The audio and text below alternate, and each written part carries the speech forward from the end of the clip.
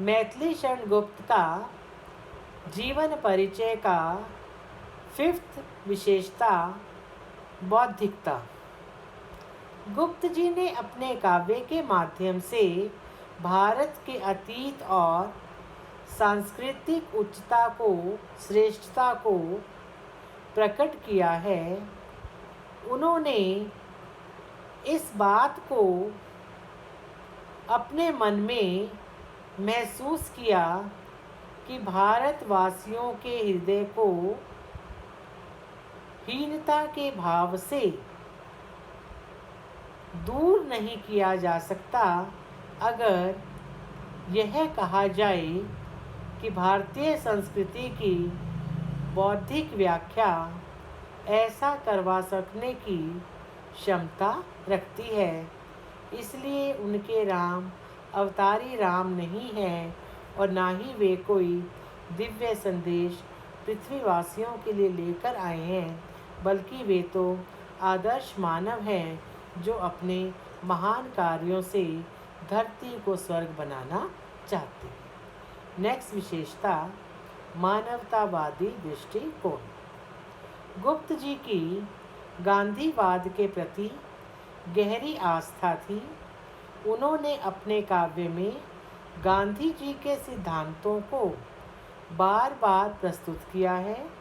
मानवीय संवेदना, अछूतोद्धार भावना, सत्याग्रह, अहिंसा और उनके सिद्धांतों का निरूपण उनके काव्य में हुआ है।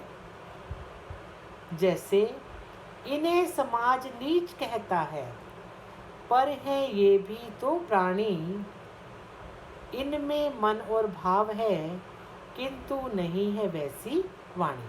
दोबारा देखिए, इन्हें समाज नीच कहता है, पर है ये भी तो प्राणी, इनमें मन और भाव हैं किंतु नहीं है वैसी वाणी।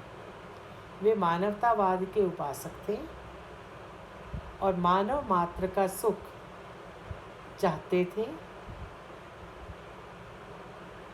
जाति पाति के भेदभाव में उनका विश्वास नहीं था और उन्होंने दलित वर्ग को ऊंचा उठाने के लिए प्रयत्न किया है तथा विभिन्न धर्मों के प्रति अपना श्रद्धा भाव प्रकट किया है। नेक्स्ट पॉइंट, नारी के प्रति दृष्टिकोण। गुप्त जी ने अपने काव्य के माध्यम से पाठक के मन को छू लेने में सफलता प्राप्त की है। साकेत में उर्मिला के विरह से उन्होंने सहृदय के हृदय को पीड़ा से भर दिया है। जैसे मुझे फूल मत मारो, मुझे फूल मत मारो, मैं अबला बाला वियोगिनी, कुछ तो दया विचारो। दोबारा देखिए, मुझे फूल मत मारो, मैं अबला बाला वियोगिनी, कुछ तो दया विचारो। यशोधरा कविता में गौतम की पत्नी के विरह का वर्णन किया है। उसका कथन अत्यंत मार्मिक है। सखी वे मुझसे कहकर जाते, कह तो क्या मुझको वे अपनी पथ बाधा ही पाते। मुझको बहुत उन्होंने माना, फिर भी क्या पूरा पहचाना। दोबारा देखिए, सखी वे मुझसे कहकर जाते, कह तो क्या मुझको वे अपनी पथ बाधा ही पाते। मुझको बहुत उन्होंने माना, फिर भी क्या पूरा पहचाना। और इसी ग्रंथ में कवि की प्रतिभा इन शब्दों में अद्भुत रूप में दिखाई देती है। अबला जीवन हाय तुम्हारी, यही कहानी, आंचल में है दूध और आंखों में पानी। इस तरह कवि ने नारी के उत्थान हेतु अनेक प्रयास किए हैं, जो कवि का अपना मौलिक भाव है। नेक्स्ट है गांधीवादी विचारधारा। गुप्त जी पर गांधीवाद का स्पष्ट प्रभाव था। उनके काव्य में गांधीवादी विचारधारा पूरी तरह से मुखरित हुई है। जब राम वनवास की ओर प्रस्थान करने लगे तो कवि ने अयोध्या वासियों से सत्याग्रह कराया ताकि वे उन्हें छोड़कर ना जाएं। जैसे राजा हमने राम तुम्ही को चुना है, राजा हमने राम तुम्ही को चुना है, करो न तुम यो हाय लोक मत अनसुना, जाओ यदि जा सको रौंद हमको यहाँ, यों कह पथ पर लेट गए बहुजन वहाँ। दोबारा देखिए, राजा हमने राम तुम्ही को है चुना, करो न तुम यो हाय लोक मत अनसुना, जाओ यदि जा सको रौंद हमको यहाँ, यो कह पथ पर लेट गए बहुजन वहाँ। कवि का इन पंक्तियों में जो भाव प्रकट हुआ है उसमें गांधी जी के विचारों का प्रभाव स्पष्ट रूप से दिखाई देता है।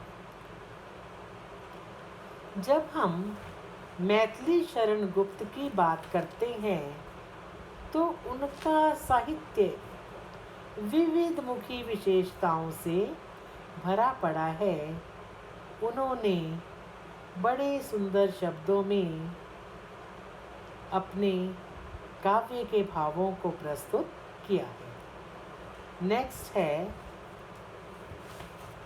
रस योजना। गुप्त जी ने अपने काव्य में विभिन्न रसों की अभिव्यक्ति की है। उनके काव्य में श्रृंगार के दोनों पक्षों संयोग और वियोग का वर्णन है। श्रृंगार रस रसराज के रूप में उपस्थित है। साकेत और यशोधरा में वियोग श्रृंगार के अनेक उदाहरण मिलते हैं। करुण रस की अभिव्यक्ति भी इनके काव्य में हुई है। इन्होंने रौद्र और वीर रस के प्रसंग जयद्रथ वध में लिए हैं। नेक्स्ट है कला पक्ष या कलागत सौंदर्य, या हम इसे अगर अलग अलग रूप में करना चाहें तो भाषा, छंद और अलंकार अलग अलग हेडिंग भी बना सकते हैं। भाषा की जब हम बात करते हैं तो गुप्त जी के ने काव्य क्षेत्र में खड़ी बोली को प्रतिष्ठा प्रदान की। ब्रज भाषा के समर्थकों को खड़ी बोली की काव्य की उपयुक्तता तथा विभिन्न छंदों के ग्रहण की क्षमता पर संदेह था, पर गुप्त जी ने इस संदेह को पूरी तरह से दूर कर दिया। उन्होंने अत्यंत सरल शब्दावली में अपने भावों को अभिव्यक्त किया। उन्होंने प्रसंगानुकूल भाषा को अपनाया। साधारण कथन के समय उनकी भाषा सरल है, परंतु जब वे गंभीर बात कहते हैं तो भाषा भी गंभीर हो जाती है। तत्सम और तद्भव शब्दों का प्रयोग हुआ है। इन्होंने बोलचाल की भाषा के शब्दों को लेकर तथा देश शब्दों का प्रयोग करते हुए मुहावरे और लोकोक्तियों को भी अपनी भाषा में शामिल किया है।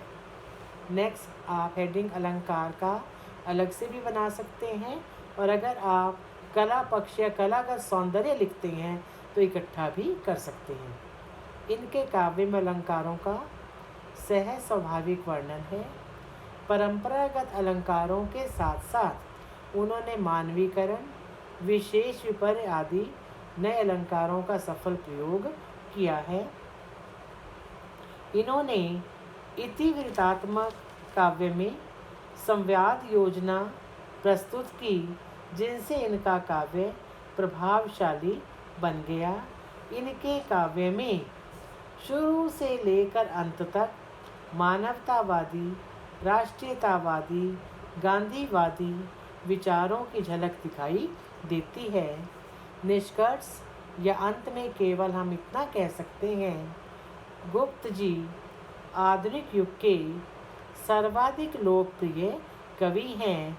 इन्होंने अपने काव्य के माध्यम से भारतीय जनमानस को एक नई दृष्टि प्रदान करने में पूर्ण सफलता पाई है।